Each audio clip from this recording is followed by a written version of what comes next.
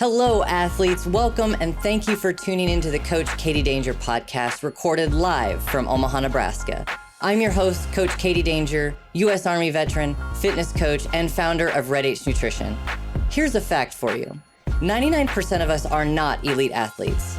We're individuals from all backgrounds, juggling life's priorities, including jobs, our families, their needs, and trying to find time to take care of ourselves. Every single week when you tune in, I'll be discussing clear, concise, and actionable strategies you can use to get the most from your fitness, nutrition, and mindset so you can optimize your life without compromising your time. So athletes, settle in and get comfortable. I'm here to educate, inspire, empower, and entertain you to help you enjoy the unique fitness journey that you are on. Hey, athletes, welcome to episode number 56. How have you been? I know that the CrossFit Games Open started, and I've got a lot of friends on social media and in person, and a lot of the athletes on the team. They've been really busy with their 21-1 performances. I did not sign up this year, just wasn't part of my goals, but I do have quite a few resources for you on boosting your performance with supplements in the Open this year. So I want you to check out episode number 52 if you haven't already. Go back and listen to that episode. I'm talking about the supplements for the CrossFit Games Open, specifically what you can do for the next 4 weeks now to really boost your performance in the Open. So if I have any advice I can give you besides that episode number 52, I want you to give yourself a little extra TLC for the next 4 weeks. Find any way that you can to recover, because recovery is going to be the name of the game, especially if you're trying to maintain your normal schedule. Beating yourself down for the next 4 weeks, doing these workouts multiple times, they're not only a physical stress, but they are a mental stress too. So give yourself some time and don't make it feel like you got hit by a train and then by a bus and then by another train. So I've been there before, and that's the advice that I want to give you. Recovery is the name of the game for the next 4 weeks. But as for this week, what I want to talk to you about is, I want to warn you here. Now, I'm going to talk about myself for a lot of this episode, but and I don't like to really talk about myself a lot. I like to give you facts and things like that. Experiences are important too. And this particular episode is going to be a lot about my experiences in my fitness journey. So you're going to hear a lot about me. You're going to learn a little bit about me as well. But I want you to absorb what I've learned in my experiences, and hopefully they can help you. Hopefully you can see a very clear line about how these things I'm going to express to you will apply to the situation you're in your fitness journey. So it all started because I was chatting with a client of mine a few nights ago, and she just started on a new weight loss goal. And she's at that time was only 4 days in. And we're not doing anything drastic with her nutrition and her training. It's just, she doesn't have a lot of weight to lose, but it's enough where it's going to take work. And we're just making some few tweaks in her habits and stuff. So establishing habits is a lot easier and more likely to be successful. So she's 3-4 days in, right? And she's following the plan to a T. But guess what? In those 3-4 short days, she hasn't seen any results. Oh my gosh, right? 4 days and no results. Who'd have thunk? Now, she messages me and I can tell that she's very frustrated. And she asked me how long until I see the scale move. You guys, now this woman, this client of mine, she is smart. She has a PhD in philosophy. She teaches at a university level institution. She is smart. And luckily, I know her well enough. I'm just able to give it to her straight rather than giving her these coddling baby talk lessons of life. I just gave it to her straight. I told her that she knows better. I told her that she's smart enough to understand how processes work. And this is a process, what we're doing with her. Her goal is a process. And I tried to relate it to her you've been involved in a process of obtaining your doctorate, your PhD for over 10 years. Don't tell me you don't understand how these things work. You don't just wake up one morning and, stumbled into my PhD or stumbled into my weight loss goal or stumbled into Mr. Olympia. It doesn't happen. It's laughable, right? So what I'm doing here with this is I'm showing you how one process is very comparable to this fitness journey process that you're in. And I'm assuming that if you're listening to this podcast, you're interested in fitness goals in your journey just a little bit. And it works exact same in any realm as it does in fitness, whether it's academia or corporate, whether you're a parent raising a child. And I'm going to tell you, as I'm writing this episode, I'm if you've raised a child, if you've had a child and raised it from at any point of its birth until now, whatever age that child is, it's a process. It's the daily inputs. It's the reviewing of goals. It's more daily inputs. It's more review. You don't just get to places overnight. And for this particular episode, I am excluding some of those very lucky few out there. We think of the trust fund babies. They're born with silver spoons in their mouth. It's a lot easier to buy your way to success when you're in those circumstances. So, if you're a real human being and you're not the 1%, you're listening to this, this is very applicable to you. So listen.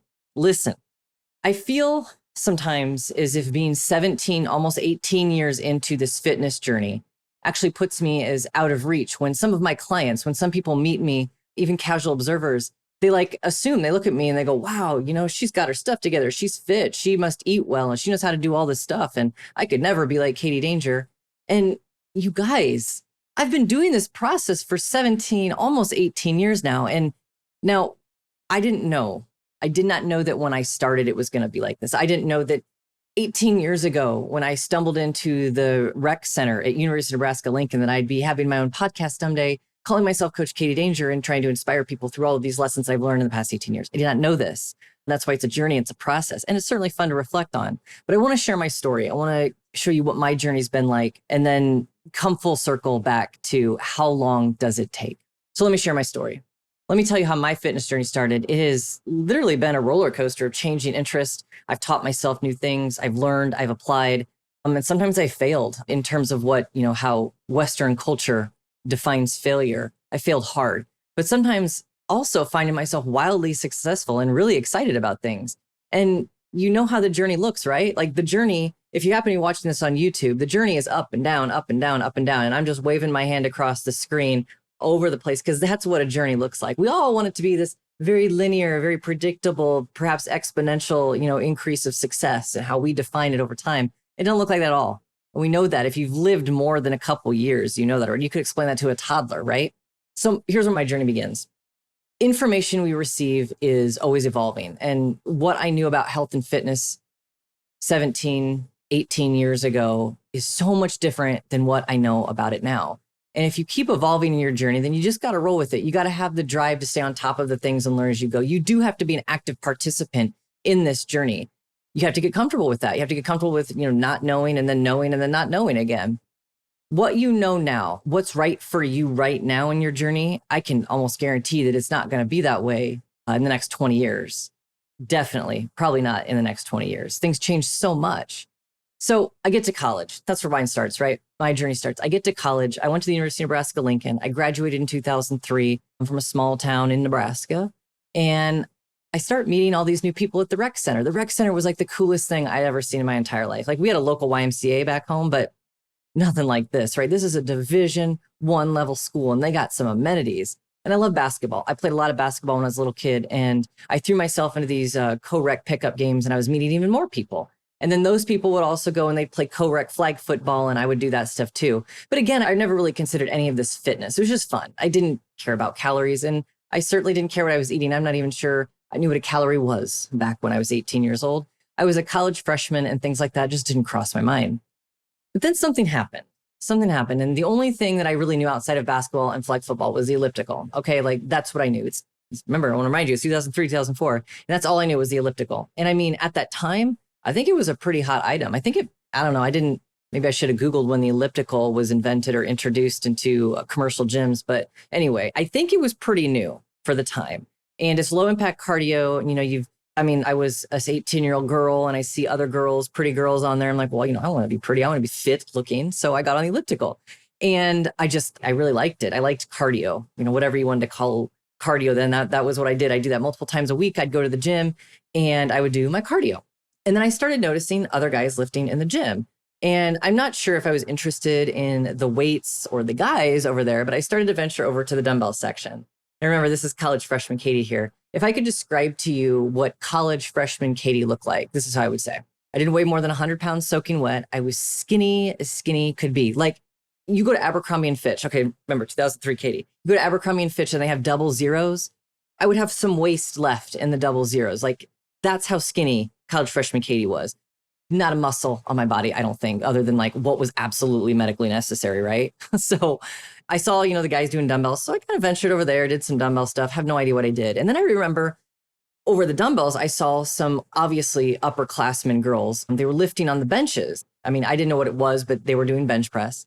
And then they were also doing what I later learned to be deadlifts. And they weren't bulky or anything. They were strong and they seemed like they were having fun. And I think I was jealous because they looked strong. They looked like they could hold their own. And at the time, strong was only a word I could relate to my personality, definitely not my body. So I had a strong personality, but my body looked like a limp noodle. But I decided I wanted to use the internet, this fancy new internet in 2003, 2004, and I wanted to learn more about lifting weights as a beginner. Remember, YouTube did not exist in 2003, 2004. So I stumbled upon Mark Rippetoe's Starting Strength book. And this was probably going on 2004, maybe 2005 when I found it. Because, I had gone through my little process of my college freshman year, college sophomore year.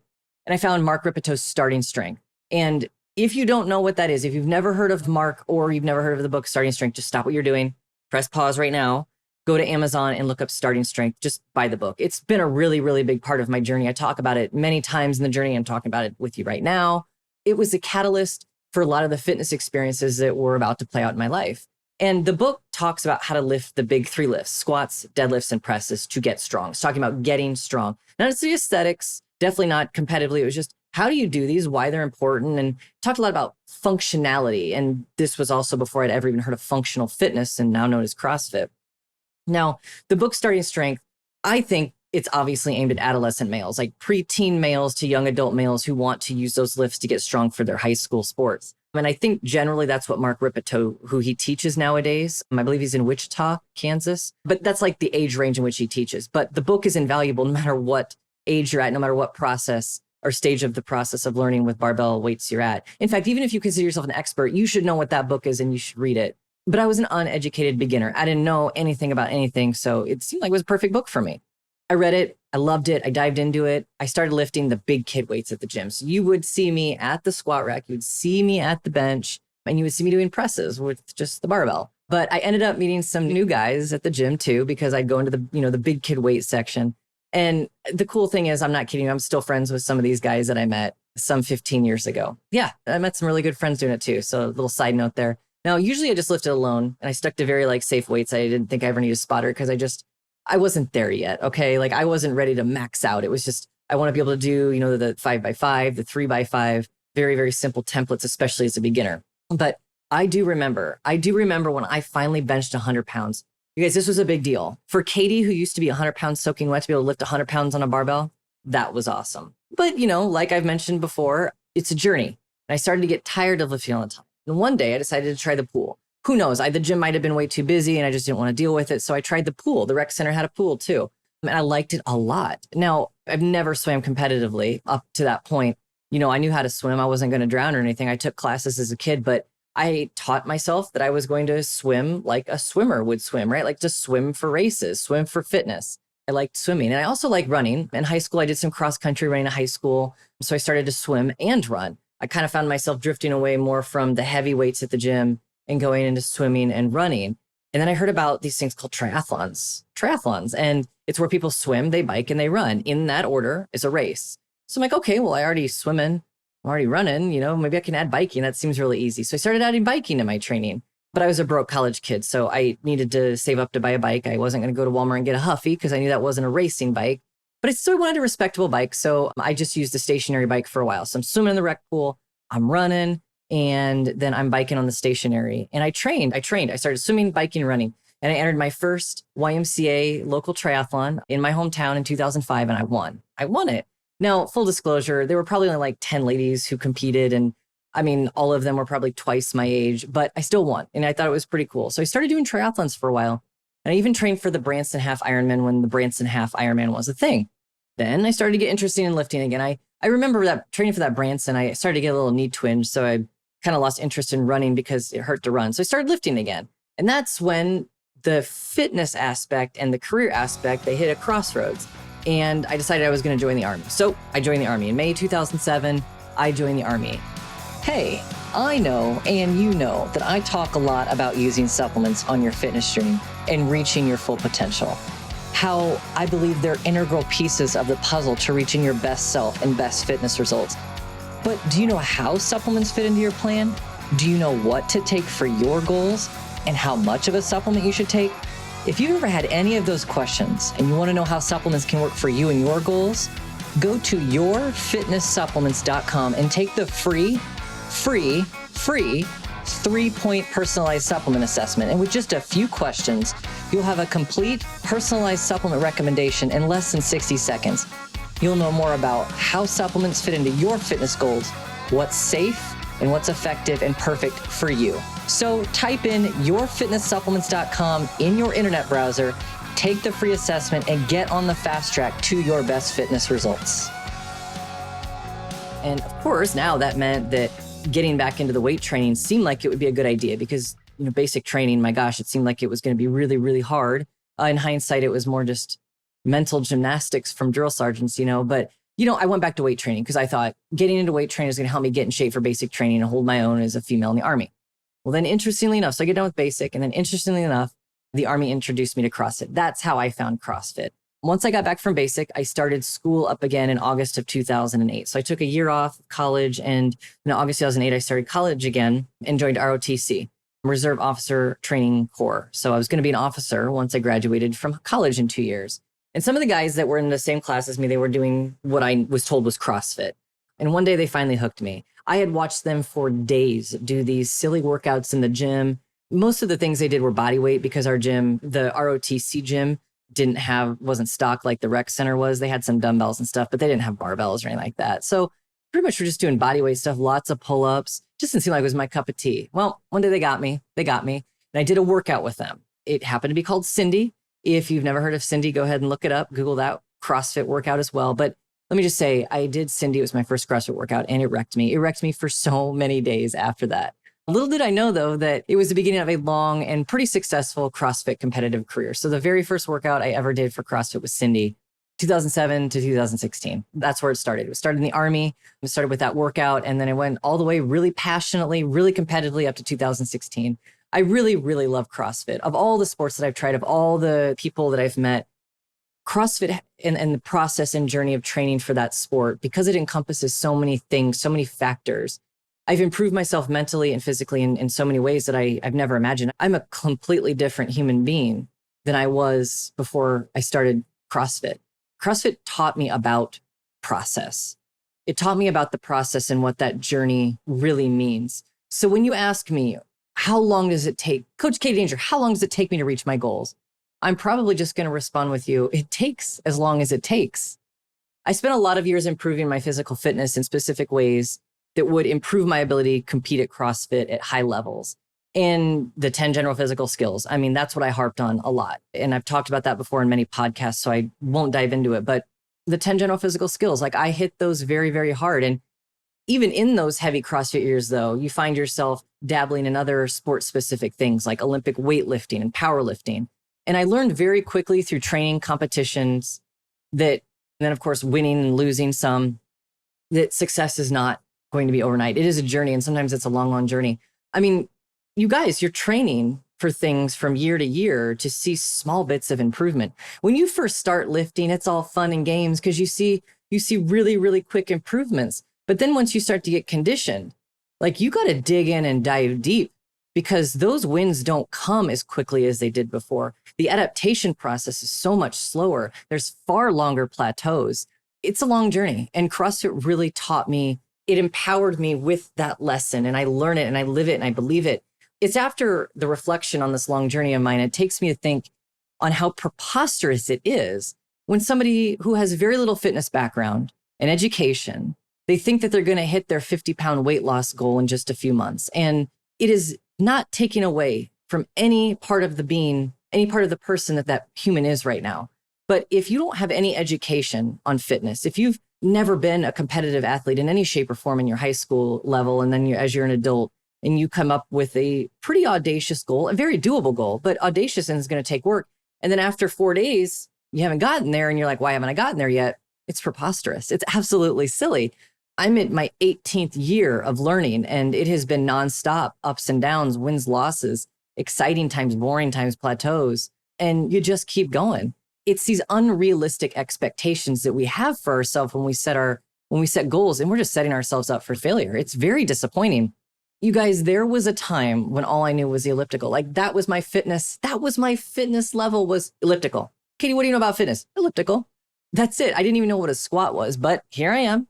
Here I am now. So many years later, I've trusted the process. I've enjoyed the process of learning new and fun things. And I've been a beginner a lot of times in my life. A good lesson that I learned from the Army is learning that at some point, you're always going to be at the bottom of the totem pole. You're always going to be a beginner at some point. I'm going to ask you some really important questions, okay? Just answer them in your head. You don't have to answer them out loud. Do you think that Michael Phelps won all his gold medals by just training for 3 months? Do you think that Michael Jordan became the greatest of all time, personal opinion, greatest of all time by selling for his junior varsity team in high school? Do you think that I became Coach Katie Danger by reading one book about starting strength? Okay, you probably answered no to all those questions, I hope. Then why on earth would anyone in their right mind, why on earth would you in your right mind think that you're going to reach your fitness goal, lose the weight, be Mr. Olympia overnight? It doesn't happen that way. It doesn't happen in weeks and doesn't happen in months. I've got some news for you. This is actually really good news.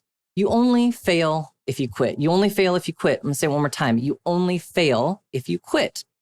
Just like the stock market, you only lose money if you sell. I recently invested in some stocks, and almost the very next day I lost half of it. But I didn't sell. I didn't sell because I wasn't scared, because you only lose money if you sell. So don't sell yourself short. Don't ever sell. Don't ever sell yourself short. Keep going, hold the line. And I'm going to sum up this whole entire episode for you here.